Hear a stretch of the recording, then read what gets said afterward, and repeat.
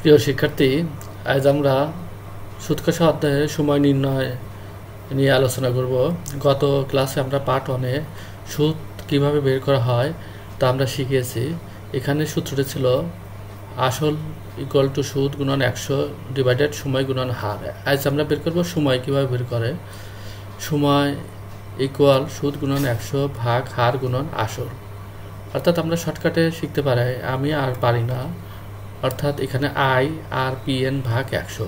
এখানে যদি আমরা আড়াআড়ি করি, আই নিচে মনে মনে 1 আছে, তাহলে আর পি এন সমান আই গুণন 100। এখান থেকে এন এর মান বের করলে আমরা পাই আই গুণন 100 বাই আর পি। তাহলে দুইটি অঙ্ক এখানে দেওয়া আছে।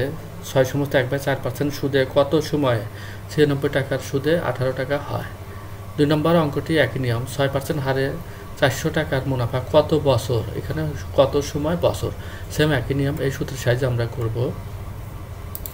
এখানে আমরা সুদ আই সমান 18 গুণন আর সূত্রের 100 ভাগ 4/24 আর একে 25, 25কে 4 দিয়ে ভাগ করলে 6.25 আর আসল হচ্ছে 96। 1800 ভাগ 6.25 96 গুণ করলে হয় 600। 600কে 18 দিয়ে ভাগ করলে 3 বার যায়, তাহলে আমাদের সময় হচ্ছে 3। এভাবে আমরা পরের অঙ্কটি করব এবং কমেন্টে জানাবো। ধন্যবাদ, সবাই ভালো থাকবেন। সঠিক উত্তরটি হচ্ছে ক।